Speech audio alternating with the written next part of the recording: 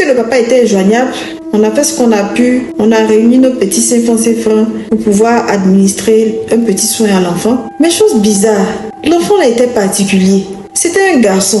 Quand l'enfant est né, il était déjà circoncis.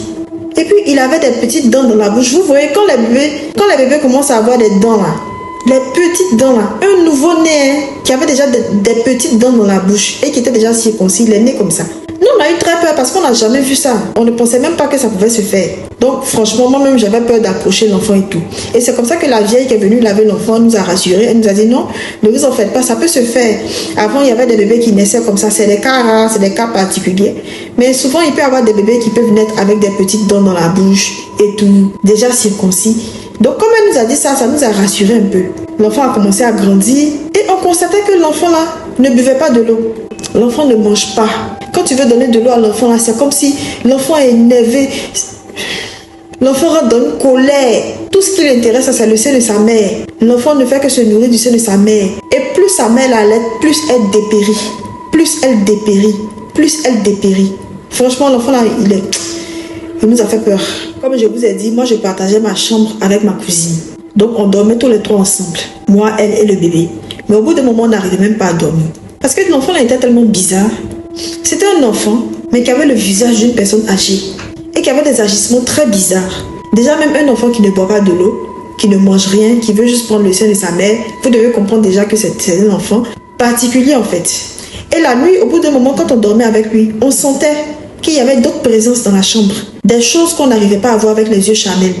Comme s'il y avait des esprits qui passaient et qui repassaient dans la chambre. Et c'était vraiment flippant parce que cette présence qu'on pressentait là, c'était oppressant. On avait tellement peur qu'on a décidé d'en parler à notre grand-mère. Moi, en tout cas, je suis allée voir ma grand-mère pour lui dire, franchement, mémé, c'est compliqué. L'enfant est trop bizarre. Moi, il me fait peur. Et puis la nuit, on n'arrive pas à dormir. On n'arrive pas à dormir avec lui. La nuit, on sent qu'il y a des gens qui passent dans la chambre, qui nous regardent. Moi, ça me fait peur. C'est comme ça que ma grand-mère me dit que c'est parce qu'on ne prie pas avant de dormir. J'ai dit si on prie. Mais malgré ça, les présences là sont c'est trop oppressant.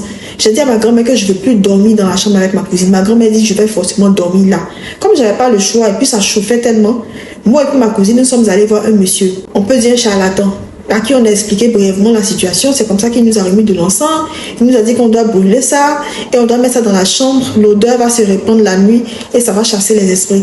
C'est ce qu'on faisait et franchement, depuis lors, on dormait quand même mieux par rapport au jour précédent. C'est comme ça qu'on arrivait à dormir, le temps est passé et j'ai une grande sœur qui devait se marier. Donc c'est comme ça que toute la famille s'était rendue dans la ville de Daloa pour organiser le mariage de ma grande sœur et tout parce que c'est là-bas que le mariage devait avoir lieu. On est tous partis, ma cousine est partie avec son enfant. L'enfant avait déjà 2 ans, donc le temps était passé, mais l'enfant ne marchait toujours pas. L'enfant ne marchait toujours pas, malgré le fait qu'il était âgé de 2 ans. Et il ne parlait pas non plus. En fait, il faisait des bruits bizarres avec sa bouche, comme des animaux là. Bref, l'enfant, il faisait des bruits vraiment étranges, mais il ne parlait pas. Nous sommes arrivés à Daloa pendant l'organisation de la cérémonie. Un jour, on était tous ensemble, ma cousine, son enfant, mes soeurs, nos mamans, etc. Une vieille femme qui a regardé l'enfant là. Une vieille femme qu'on ne connaissait pas, qu'on a vue là-bas. Elle a regardé l'enfant là et puis elle a dit l'enfant là n'est pas un être humain. Puis on a trouvé ça bizarre en mode oh mais la vieille elle raconte quoi? Parce qu'en Afrique, bon, faut reconnaître que bon, c'est pas tout le monde qui est superstitieux et puis il y a des gens qui aiment exagérer. Donc quand la femme l'a dit que c'est pas un être humain, nous on a banalisé ça.